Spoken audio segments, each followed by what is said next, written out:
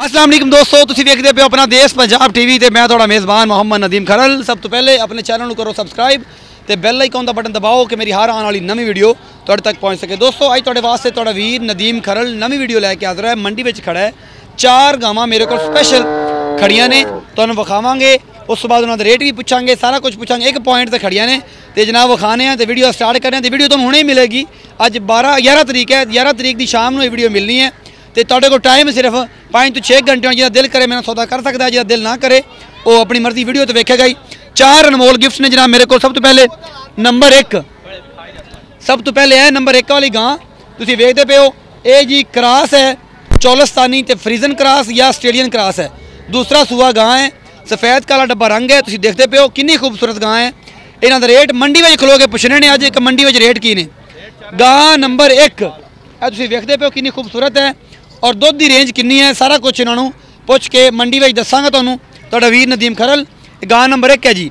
इस तो बाद यह गां नंबर 2 फ्रीजन ते जर्सी क्रॉस है। यह तुसीं वेख सकते हो कितनी खूबसूरत गां है और कितना खूबसूरत हैवाना लई खड़ी है। केडी वड्डी गां है, जर्सी ते फ्रीजन क्रॉस गां है, माशाल्लाह बड़ी खूबसूरत है। यह भी दूसरा सूआ है, चंगे सोहने थन थुन लगे हुए हैं। तुसीं वेखदे हो कितना खूबसूरत हैगी है, कितनी सोहनी है। इन्हां सारियां दे पिछे बच्चे ने। यह तुसीं मेरा कैमरामैन तुहानूं हर चीज़ विखा रहे हैं कितनी खूबसूरत गां है और दोबारा उहदा थन हैवाना चड्डा एक एक चीज़ मेरा कैमरामैन दिखाएगा तुहानूं। दुध की रेंज इहदे मालक नूं पुछांगे कि दुध देखो कितना है या की हिसाब किताब है। उस तो बाद गां नंबर 3 है जी। यह काला जोड़ा वखरा है, 2 चिट्टियां वखरियां ने। गां नंबर 3 घोड़ पैरी है, बड़ी खूबसूरत गां है। तुसीं वेखदे पे हो थन चड्डा बड़ा सोहना लई खड़ी है। एक क्रॉस है, ये फ्रीजन नहीं है, एक क्रॉस गां है। यह तुहाडे सामने एक एक चीज़ मेरा कैमरामैन दिखा रहा है। 4 दे पिछे बच्चे ने। आलम शेर साहब जनाब, आलम शेर तुल्ला साहब इन्हां दे ओनर ने जनाब। तो यह सानू एक एक चीज़ मेरा कैमरामैन दिखा रहे हैं। इन्हां दे पिछे सारियां दे पिछे बच्चे ने जनाब। उस सुबह जनाब गां नंबर 4 मेरा कैमरामैन तुहानूं दिखाएगा। यह तुसीं जनाब इहदा हैवाना वेख सकते हो, कितना खूबसूरत हैवाना ते कितना वड्डा हैवाना है। तुसीं वेखदे पे हो ये पहलन है या दूजन है, ये भी सारा सारियां दूजना ने जी। यह सारा कुछ मेरा कैमरामैन तुहानूं दिखा रहा है, एक एक चीज़ फाइनली तुसीं देख सकते हो। ये जनाब अली शेर तुल्ला जनाब चिचा हड़प्पे तू ने। इन्हां कोल 4 जानवर खड़े ने जिन्हां कोल अगे मैं एक बड़ी खूबसूरत गां विखाई थी।